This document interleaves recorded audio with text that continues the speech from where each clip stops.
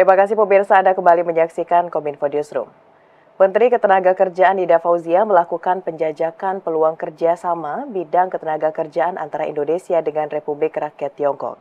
Pada kunjungan itu, Menaker bertemu Duta Besar RI untuk RRT dan Menteri Sumber Daya dan Jaminan Sosial untuk membahas pengembangan pelatihan vokasi hingga memastikan transfer keahlian yang dilakukan oleh perusahaan China yang berinvestasi di Indonesia. Sebagai upaya menekan angka pengangguran yang menjadi masalah bagi ekonomi Indonesia, pemerintah mendorong pekerja Indonesia untuk meningkatkan kompetensi dengan memanfaatkan pelatihan vokasi yang diselenggarakan Kementerian Ketenagakerjaan. Menteri Ketenagakerjaan Ida Fauzia dalam pernyataan usai melakukan penjajakan peluang kerjasama bidang ketenagakerjaan antara Indonesia dan Republik Rakyat Tiongkok mengatakan Indonesia harus memanfaatkan bonus demografi, yakni banyaknya penduduk berusia produktif untuk pembangunan nasional.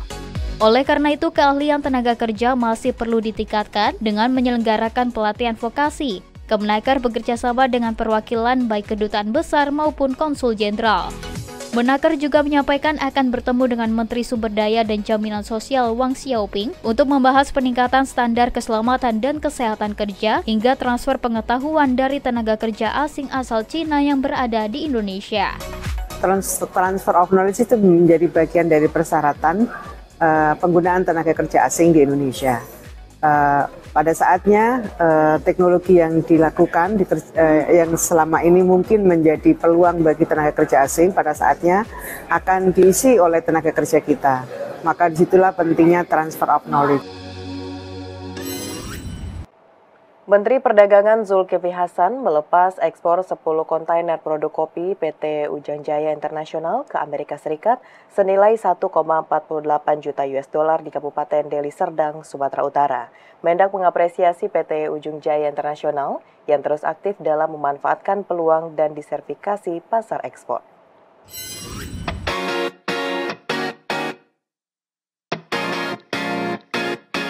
Menteri Perdagangan Zulkifli Hasan melepas ekspor sebanyak 10 kontainer produk kopi Gayo dengan tujuan Amerika Serikat. Nilai produk kopi seberat 192 ton itu mencapai 1,48 juta US dollar atau senilai 24,1 miliar rupiah ini dilaksanakan di Desa Seisemayang, Kecamatan Sunggal, Deli Serdang, Sumatera Utara. Dalam sambutannya, Mendak menyebut kopi merupakan produk unggulan yang pasarnya sangat luas, mulai dari Amerika, Eropa, Afrika, Timur Tengah, ASEAN, bahkan kini hingga ke Asia Selatan yang selama ini masyarakatnya lebih suka mengkonsumsi teh. Oleh karena itu, ia memberikan apresiasi kepada Ujang Jaya Internasional yang telah berhasil menjalin kerjasama ekspor ke luar negeri sekaligus mendorong kesejahteraan petani. Tak hanya itu, ia pun meminta pemberdayaan petani kopi lebih lanjut guna meningkatkan kualitas kopi yang dihasilkan. Memang tadi pesan saya, tolong kualitasnya, dibina petani dengan baik. Karena kalau petani tidak dibina, ya, tidak dibantu, tentu mereka tidak memiliki kemampuan yang lengkap bagaimana mengelola pertanian dengan baik, ya, cara memetik, cara mengeringkan, cara mengolah, bibit yang bagus, permodalan, dan lain-lain. Sebagai informasi, PT Ujang Jaya Internasional merupakan produsen kopi yang telah berdiri sejak 1998 sebagai penyuplai kopi di Medan, Sumatera Utara. Sejak 2004, perusahaan ini mulai mengekspor kopi ke beberapa negara di dunia dengan jenis Arabica dan Robusta. Amerika Serikat menempati urutan pertama sebagai negara tujuan ekspor produk kopi asal Indonesia dengan nilai mencapai 215,96 juta US dollar. Nilai ini setara dengan 23,24% dari total ekspor produk kopi Indonesia. Kementerian Perhubungan meluncurkan sarana transportasi massal bertajuk Transportasi Ekonomis yang mudah, aman, dan nyaman atau Teman Bus. Angkutan bus ini akan melayani rute Bandara Sultan Haji Muhammad Sulaiman Sepingan, Pelabuhan Semayang, dan Terminal Bus Batu Ampar.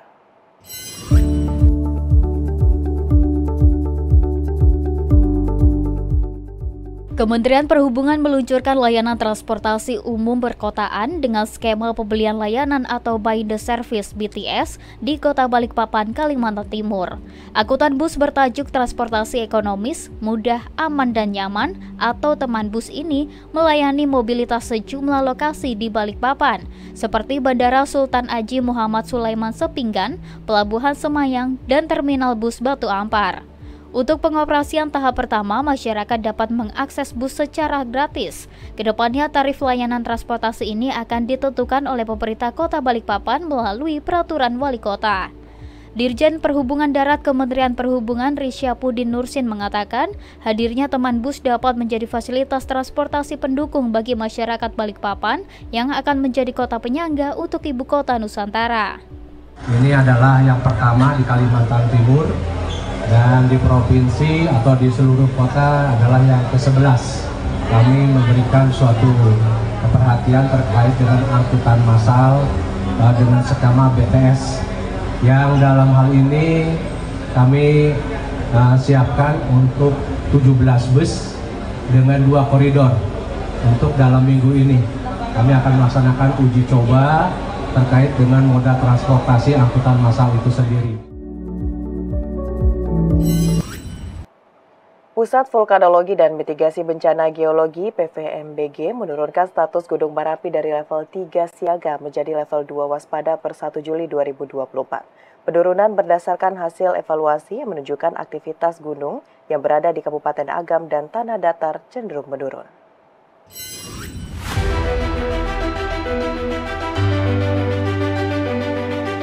Pusat Vulkanologi dan Mitigasi Bencana Geologi (PVMBG) menurunkan status Gunung Merapi dari level 3 siaga menjadi level 2 waspada. Selain itu, radius aman gunung yang berada di Kabupaten Agam dan Kabupaten Tanah Datar itu juga diturunkan ke 3 km dari Kawah Fairbank. Status gunung tersebut diturunkan berdasarkan hasil analisis dan evaluasi menyeluruh yang dikeluarkan oleh PVMBG pada 1 Juli 2024 pukul 15 waktu Indonesia Barat.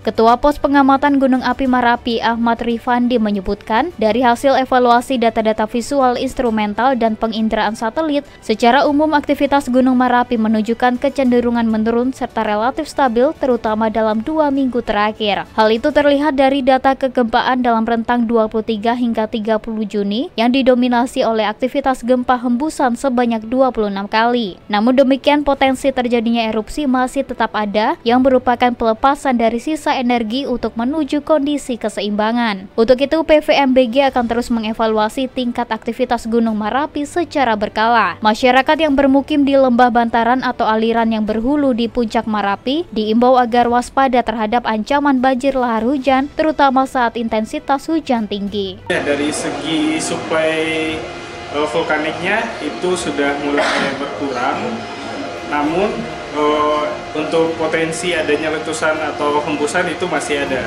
Ditandai dengan tadi malam masih adanya erupsi yang terjadi. Ya, untuk radius aman itu yang sebelumnya di level siaga di radius aman 4,5 km itu kami turunkan menjadi radius 3 km dari kawah.